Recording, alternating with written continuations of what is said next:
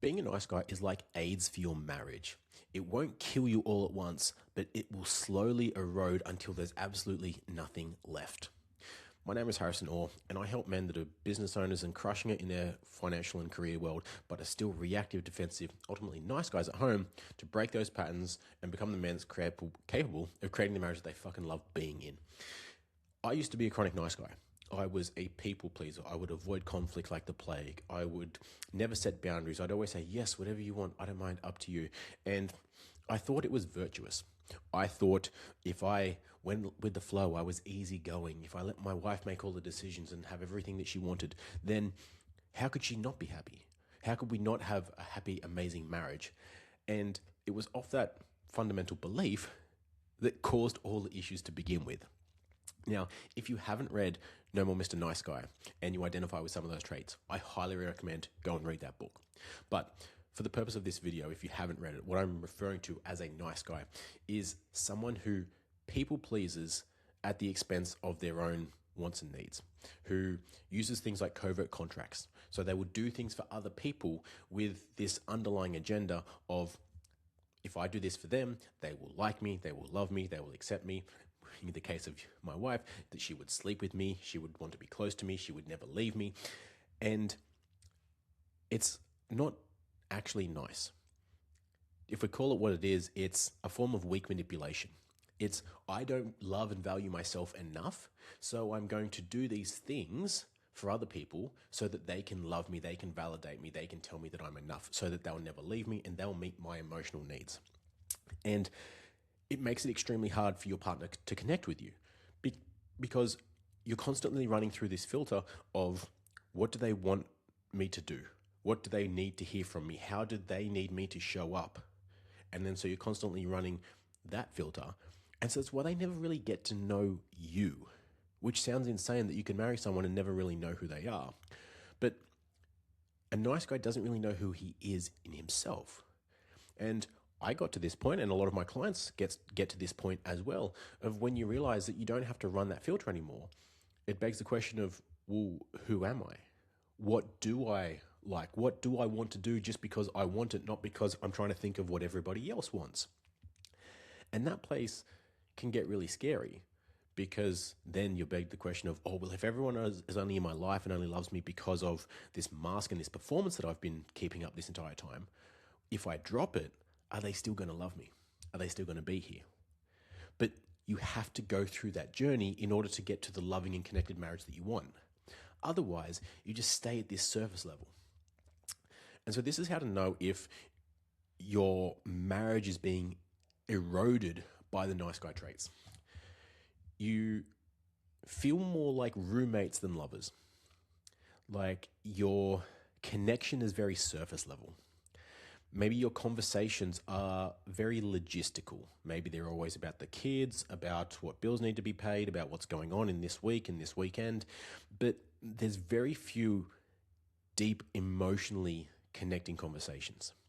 Maybe anytime you try to have those conversations, or one of you tries to have those conversations, they get brushed aside, they get dismissed. Maybe one person gets reactive, or they withdraw, or something happens that tells everybody involved that those conversations aren't safe, that they're not going to go well, no one's going to feel like what they're thinking or feeling is actually being seen or actually being appreciated.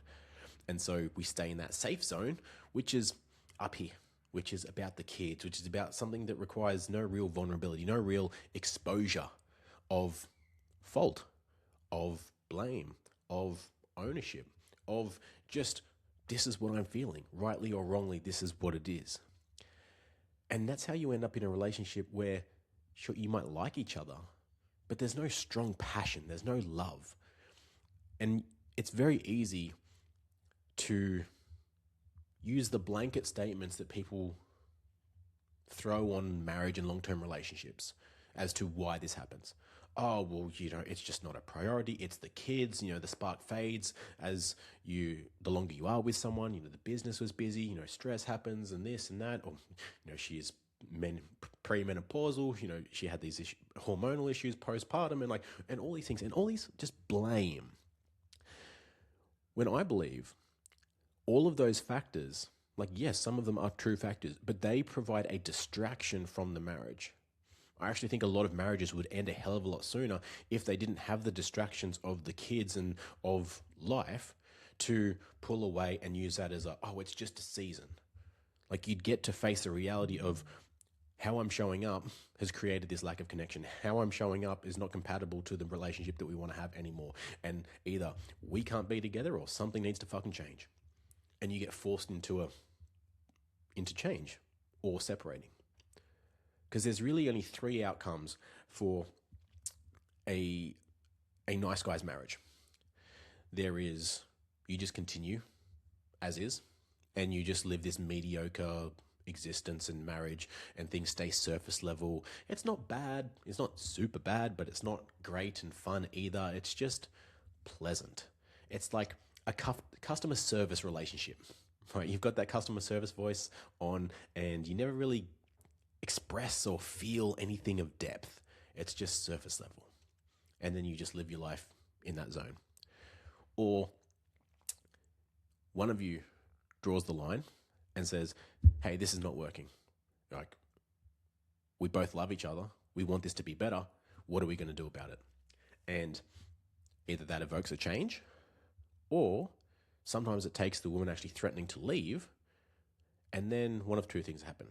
Either he doesn't change and she leaves, and then he plays the victim card of going into weakness and saying, well, she separated the family, she left us, she this, I haven't changed, so why does she want me to change? And she's a bad person for wanting or expecting me to change, and, all that chatter.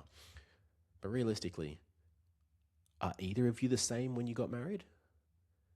Like, I'd see that as a deficiency if you are. Like, imagine getting married in your 20s or 30s and expecting each other to be the same person in 40, 50 years' time. Like, you get married till you die, usually. That's the intent. So why would you not expect them to change? Why would you not expect each of you to grow and want to be better? Not for each other, but for yourselves. The other alternative is he sees the patterns, sees that he can be better, and breaks those nice guy traits. Addresses the people-pleasing, addresses the withdrawing, the reactivity, all the things that got him here, and actually steps up into a man that takes ownership of himself, breaks those patterns for himself, for his kids, for his marriage, and leads himself, and then can lead his marriage to the place of connection, of intimacy, and I don't like using the word, but polarity. Right? That's what the polarity is, the difference between the masculine and the feminine, like the yin to the yang, the different energies. As long as you're both in this middle ground of nothing, there's no distance, there's no connection, there's no spark, there's no nothing, there's just pleasantries. And that's why the nice guy traits erode a marriage like fucking AIDS, because they're not one big blow up. It's not like someone had an affair. It's not like it was this huge thing. They would just chip away at the trust, at the safety, at the connection, until you feel like, your wife might feel like, she's just dating this flaccid fucking noodle. Doesn't have an opinion, doesn't care about anything, doesn't have a spine to stand up for what he thinks and feels, and just goes with the flow. And if you've got a woman that is feminine by nature, which is 80% of women, and craves that masculine leadership, craves you to have a direction, craves you to say, like, this is what we're doing, and actually hold a boundary, have something firm that she can lean into and feel safe with, that is consistent in the way that he shows up, in the way that he's present with his emotions, and present with his, and consistent with his direction and everything that he is. If you don't have that, she's going to have to take over. And that's where you end up with a woman who's so independent that she feels like it's no easier having a man in her life or not. And I've heard of plenty of relationships where they've literally said, it's easier if you're not here. Because every time you're here, I have two problems. I have my original problem, and then I have your reaction to the problem, which makes things worse. You just get in the way. Now imagine, if you haven't heard that, imagine being told that your family's life is better without you in it. Or that you're only there because it's easier for them financially. That's a pretty big kick in the dick. And if that's not enough to wake up and say that I'm better than this, then I don't know what will. What is. That's why these traits are so dangerous, because they slide under the radar for so long. Now, especially if you've tried, like, nice guy traits aren't ones that people typically go to therapy or counseling for. Things maybe like defensiveness or reactiveness, sure, they're more emotive. They're bigger emotions, bigger events usually that people will go to try and address. But here's how you'll know if these traits are eroding your marriage: is if you're not having deep connections, if everything just feels the same, if you don't really feel any desire or attraction to each other, things just feel robotic, not just in conversation, but even the sex, if you're even having any, and you don't have the excitement anymore. You're not thrilled about being there. It's more out of convenience that you're in this relationship than anything else. And if you've tried to do something about this, maybe your woman or you is aware due through social media or reading books that you're like, okay, I need to lead more. I need to make more decisions. I need to, like, say what I want and what I feel, and, like, show up, be more present, do all these things. Either you've realized that, or maybe she's asked that of you because she's realized, resonated with the gap, what she wants from a man, from the masculine, to feel safe and to go back to her soft, radiant, flowing feminine. And then maybe you've tried to make a decision, and she's pushed back. She's provided some challenge, and then you throw up your hands, whatever you want, up to you. Fine, I was just trying to make things easier. I thought this is what you wanted, and then it repeats the same old pattern. Not only does that reinforce the pattern, but it also adds an element of frustration, probably to both of you. It erodes some of the confidence, her confidence in you and your confidence in yourself, but also the trust that she has in you in being able to actually change. Because if we keep repeating the same old patterns, it's not just a repetition of the pattern, which so many people think it is. Like, oh, well, we have good times and bad times. That's a very surface level way of viewing this. Yes, at the top level, you have the times when you're doing better and focusing on how you show up, and the times that you get complacent or you let stress take over and you repeat the same old patterns.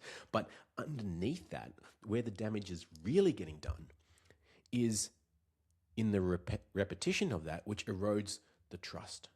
Because every single time that cycle happens, there's going to be a deeper and stronger internal voice of her of, is this here to stay? Can I trust that he's going to maintain this, or is he going to repeat the same old pattern as last time? And every single time, you're going to get less and less of a result, of a acknowledgement from her, because of that hesitation, because her walls will come up, not because she doesn't want you to change, but because she has seen this cycle again and again and doesn't trust it, doesn't trust you. And because she loves you so much, that fucking hurts. The key to rebuilding that trust and actually having more times than not and breaking those patterns is the consistency in how you show up, in proving to yourself and to her that this is who you are now. It's not just another phase. And the only way that you do that long term without stressing yourself out and burning yourself out is by addressing the patterns that got you here. Changing the nice guy traits is not as simple as changing the behavior. It would be super simple if it was. But trust me, I tried that. And so many of other people have. You go, cool. The reason I'm here is because I don't make decisions. I say yes when I want to say no, and I don't set boundaries. So flip that. I need to say no more. I need to set boundaries. I need to do all these things. And then you set about doing that. And then what happens? Often it makes things worse, because now you're saying no and you're setting boundaries without communicating them, being passive aggressive in it. And then when things don't go right, or you don't get the soft response that you want, throw your hands in the air and get frustrated all over again, proving that you were performing this change. So the behavior change is necessary, yes, but it's not the leading indicator. The thing that needs to change is the pattern and the belief driving that behavior. which for the nice guy traits, the people pleasing, is the underlying belief that if you are any more than a moment's bother, if you have needs, if you don't do what other people want from you or what other people say, then you are no good. You won't be liked, you won't be loved, you won't be accepted. If you get defensive, it's because if you are seen as wrong or seen as at fault, that you are bad and you will be punished. You are a failure. If you avoid conflict, it's because you deem if we fight, then it ruins our relationship and then she will leave and then you'll end up alone. There's all these unconscious beliefs that are driving these behaviors. And when we get to the root cause of these beliefs and we break those beliefs so that they no longer show up, they no longer operate subconsciously and cause these reactions in the way that you show up, then you go from operating from a place of fear that you're going to be left, fear that you're going to be alone and you're unlovable and all these worst case scenarios, to being able to show up and operate from a place of love because you love who you are, you love your partner, and you're not scared of them leaving, but you're able to give more.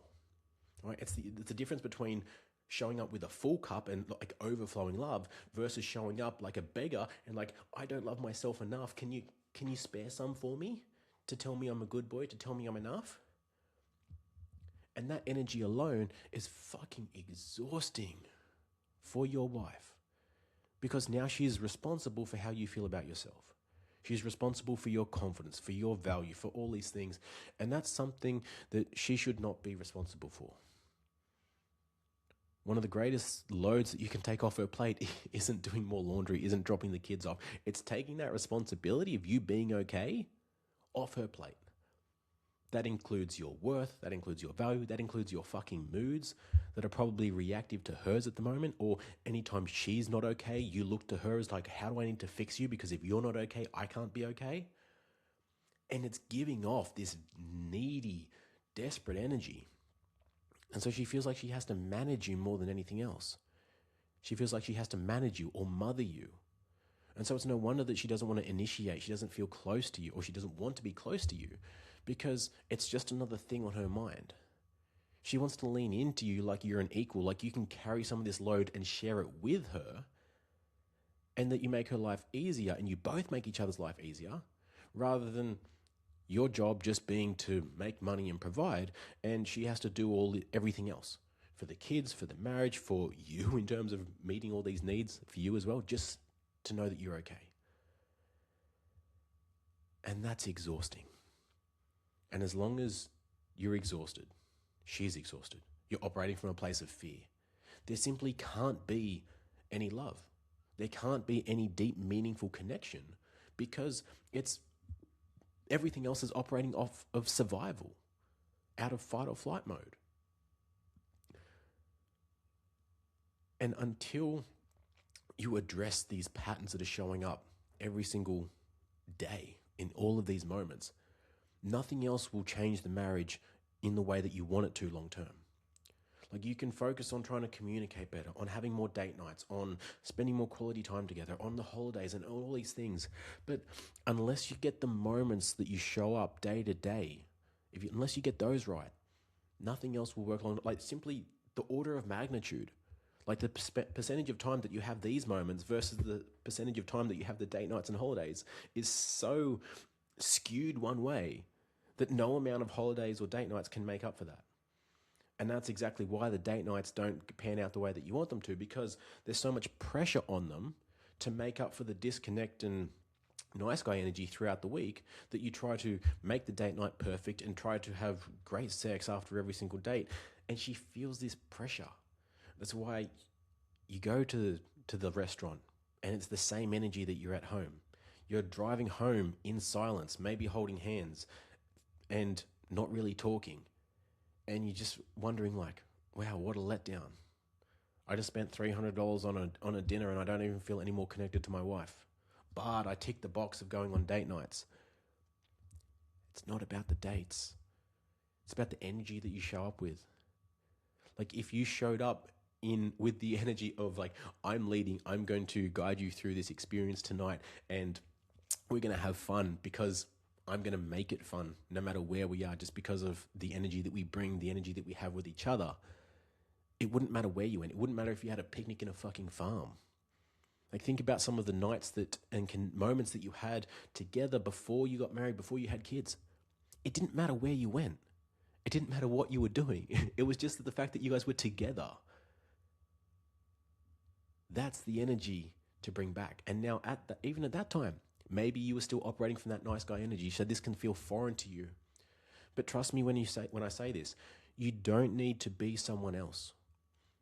I used to think that, okay, I'm this nice guy and I want to be this confident, this grounded, this masculine man, but it feels so far from who I am. It feels so inauthentic, like it's almost nerve-wracking.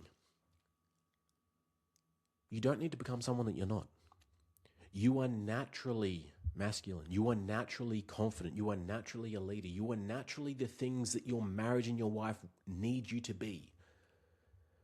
But the beliefs that result in these nice guy behaviors are in the way.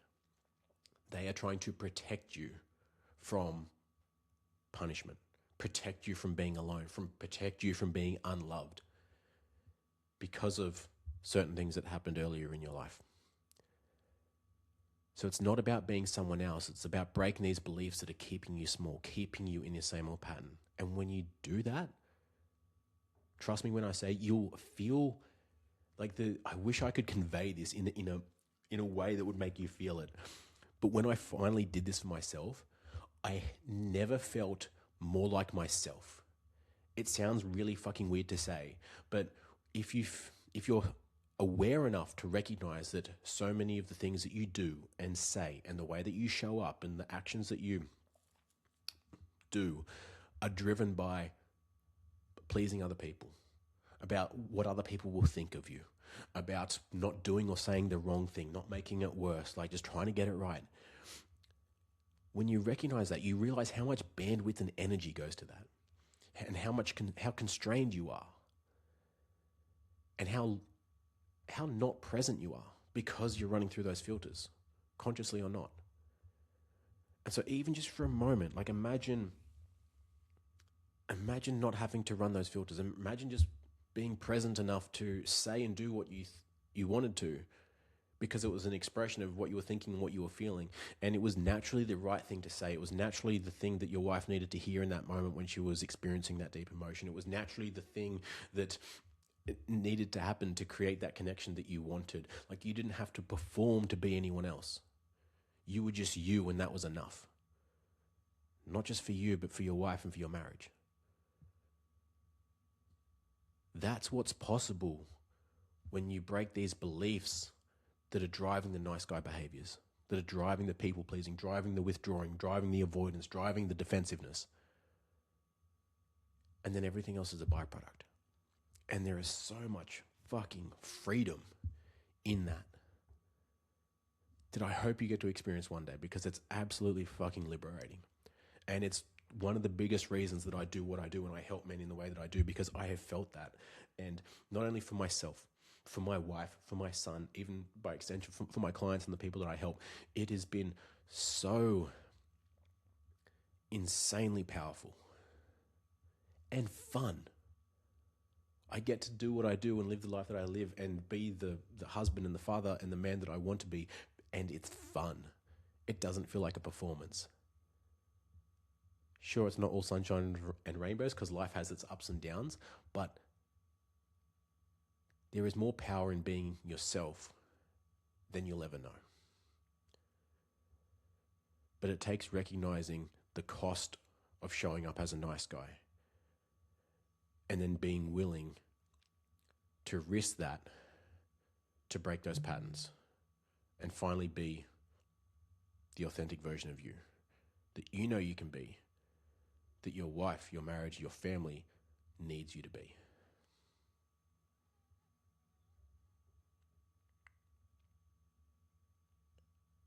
So I hope that's given you a different viewpoint on these traits, how they're showing up in your marriage, maybe inspired you to go and do something about it. If you haven't read No More Mr. Nice Guy, go and read that book. It will explain these traits to a T. The one thing I differ from Dr. Robert Glover is I don't believe that we will forever be a recovering nice guy. And I don't believe being a nice guy is one label. It's these sub traits, these beliefs. And when we view them as such, these parts, we can address each individual one, and then it becomes so much more manageable and specific in addressing them to break them and overcome them. So if that resonated, there's going to be a new video up here that YouTube is going to suggest for you, probably along the lines of this, in helping you break this and helping you show up in the way that creates the marriage that you want and as a man that you're proud to be. So go check that out. There's links to my Instagram and other resources in the show notes below, so you can go check that. If you want to take more action on breaking this now, if you're sick of just consuming more content and adding more labels and angles to view this through, go and do that. So I'll either talk to you soon, I'll see you in the next video.